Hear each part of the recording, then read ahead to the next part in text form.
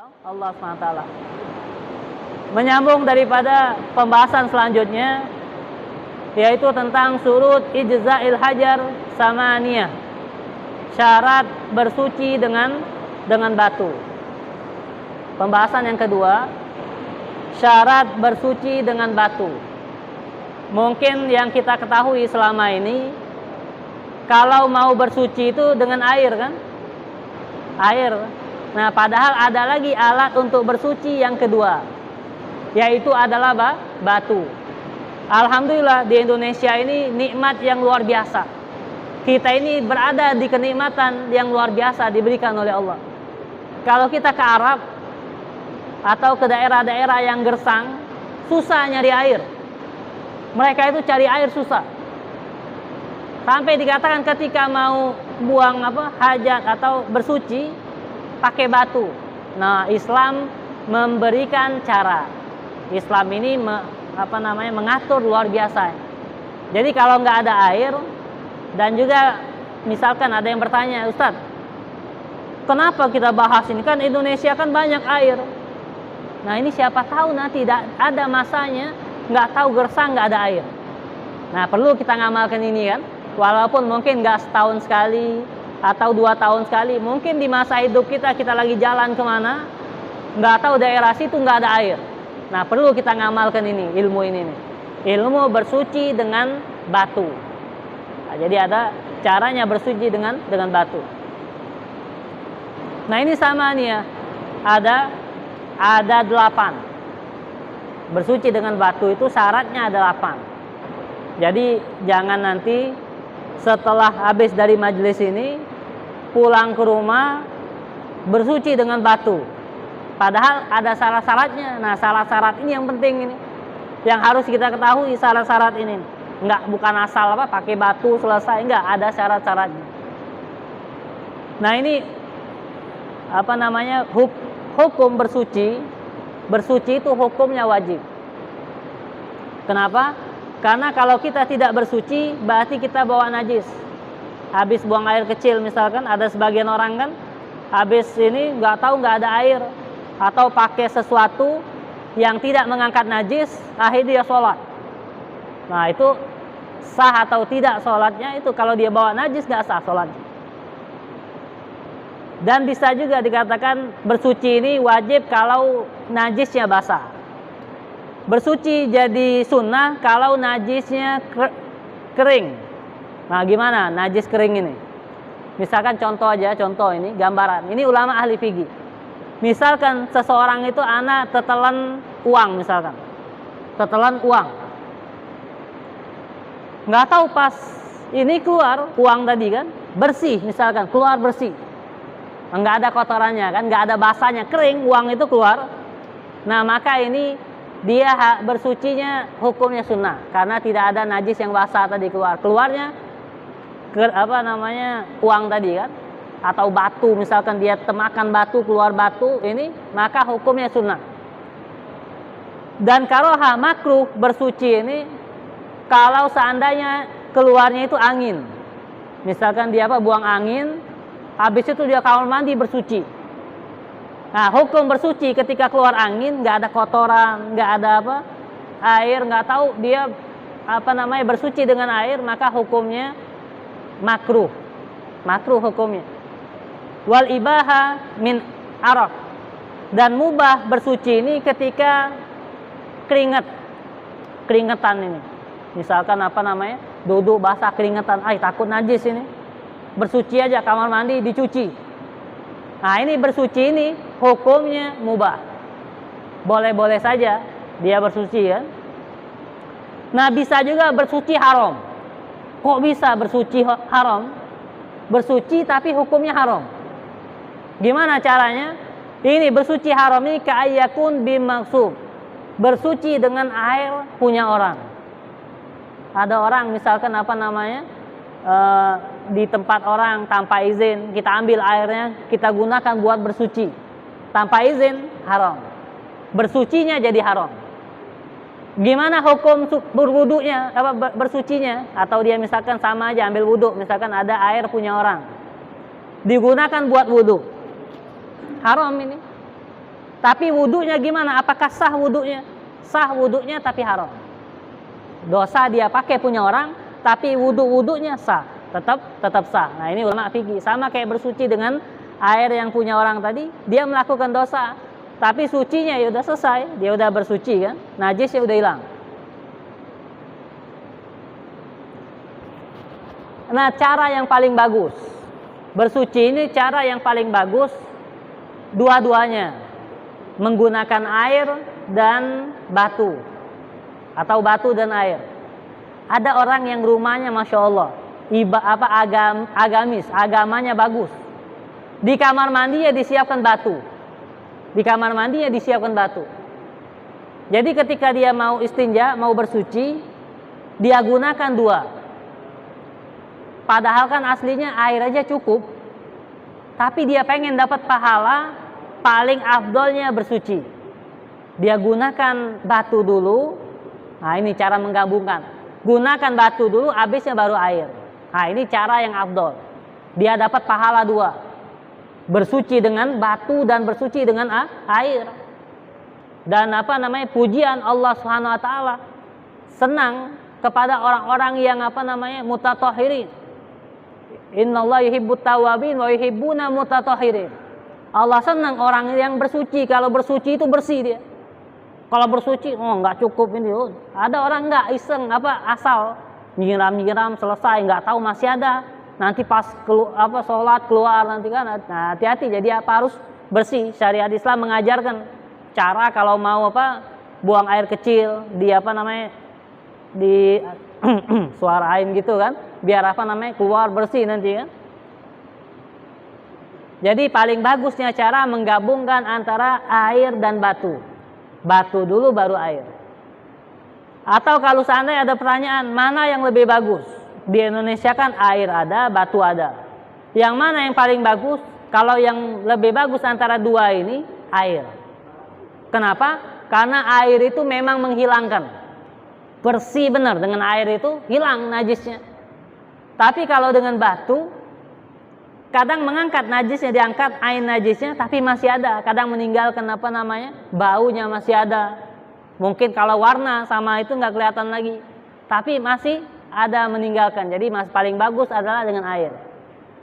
Nah, ulama mengatakan kalau sudah air nggak berguna lagi batu. Nah, jangan terbalik. Nanti ada orang pengen menggunakan batu dan air, tapi dia gunakan air dulu, baru habisnya batu. Nah, ini ulama mengatakan tahsilul hasil, nggak ada gunanya. Karena dengan air tadi sudah hilang semua. Dia dengan batu tadi udah membersihkan yang bersih, yang sudah bersih. Jadi bagusnya gimana? Batu dulu, baru habisnya air. Nah, ini cara bersuci dengan paling bagusnya bersuci dengan batu dan air. Sampai jam berapa?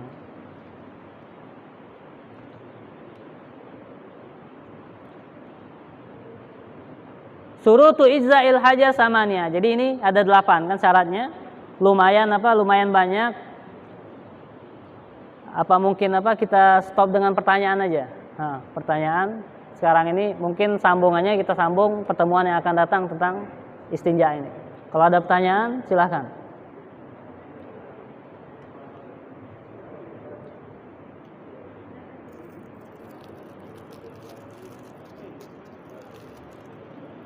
Assalamualaikum warahmatullahi wabarakatuh. Waalaikumsalam.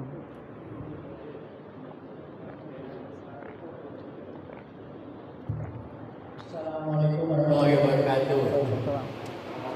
Tadi Ustaz menyampaikan bahwa batasan balik itu umur 15 tahun. Berarti seandainya anak itu meninggal sebelum 15 tahun, berarti apakah itu belum punya dosa atau dikategorikan anak masih suci? Itu aja, terima kasih. Assalamualaikum warahmatullahi wabarakatuh. Waalaikumsalam warahmatullahi wabarakatuh. Anak yang meninggal di masa kecil atau belum balik.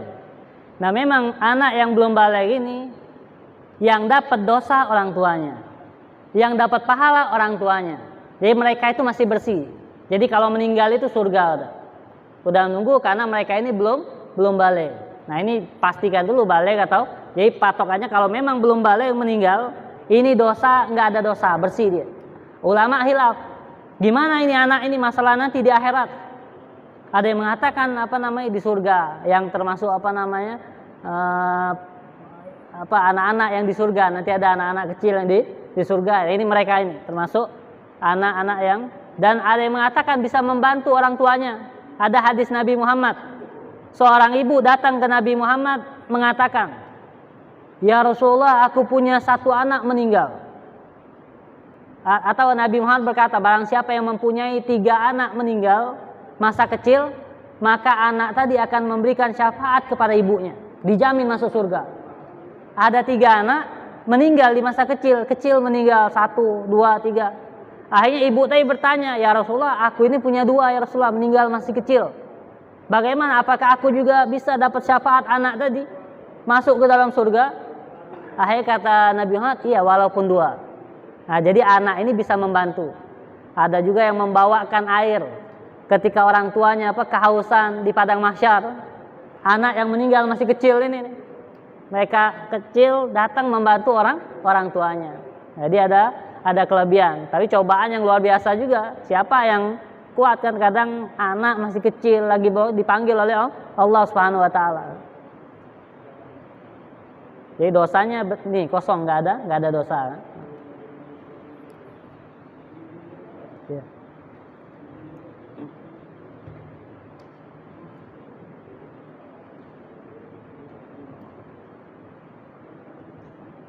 Assalamualaikum warahmatullahi wabarakatuh. Waalaikumsalam. Tadi salah satu yang menunjukkan bahwa anak itu sudah kembali adalah saat bermimpi sudah sperma. Ustaz bilang tadi kan ada 3. Kira-kira 2 apa lagi itu? Walaupun mungkin dijelaskan di depan. Mungkin ingin pertama tadi adalah 2 sperma, 2 dan 3 belum disampaikan tadi. Terima kasih. Assalamualaikum warahmatullahi wabarakatuh. Waalaikumsalam. Jadi ini memang yang tadi tanda-tanda balik itu 3 kan. Keluarnya sperma yang pertama, yang kedua umur 15 tahun. Ketika umur 15 tahun, dan yang ketiga haid bagi perempuan. 3 itu. Itu tanda-tanda balik kan. Nah, keluarnya ini sengaja atau tidak?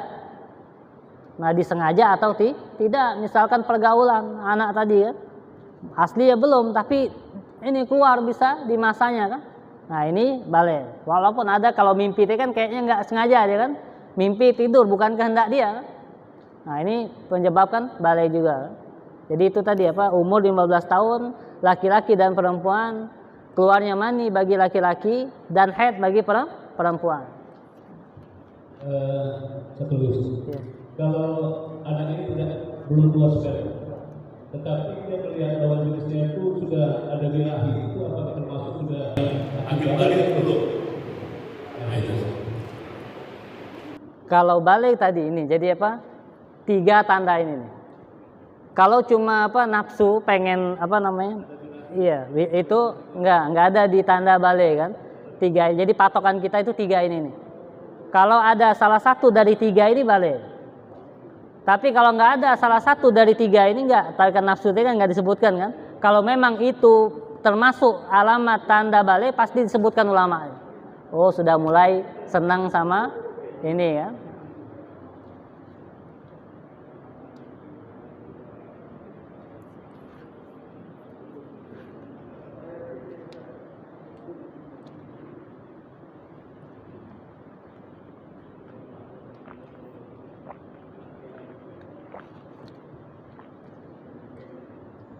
Assalamualaikum warahmatullahi wabarakatuh. Waalaikumsalam. Tadi Pak Ustaz menyampaikan haid. Berapa macam warna haid itu? Tolong jelaskan warnanya.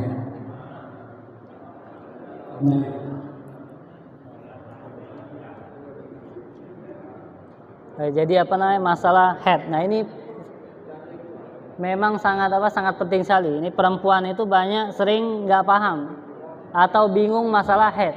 Dan aslinya yang tahu lebih dalam lagi ini ustazah aslinya kan. Memang buat yang lebih istilahnya yang tahu 100% itu biasanya orang yang memang dapat kan. Tapi kalau di kitab-kitab salaf disebutkan warnanya itu ada yang sampai hitam, coklat, merah, agak ke kuning-kuningan, merah putih itu kan. Nah, itu jenisnya. Nah, mungkin tergantung waktunya. Kalau udah hampir habis masa haidnya, udah agak berkurang warnanya kan. Jumlahnya itu ada coklat kehitaman, merah itu kan, merah agak ke kuningan, bahasanya itu warna butek lah, agak ini kan, dan bersih terakhir. Dulu ada satu ulama di dalam kitab fikihnya nggak ada bab haid. Ulama besar ahli fikih. Ketika ditanya kenapa nggak tulis di dalam bukunya bab haid, setiap kitab fikih biasanya ada haidnya. Dia mengatakan laki-laki nggak haid dan perempuan nggak bertanya. Jadi percuma, perempuan nggak semangat buat gali padahal itu pengaruh yang luar biasa buat ibadahnya kan, buat sholatnya biar diterima oleh Allah Subhanahu Wa Taala. Kita tutup doa. Bismillahirrahmanirrahim. Alhamdulillahirabbil alamin. Allahumma shalli ala sayyidina Muhammad wa ala ali sayyidina Muhammad.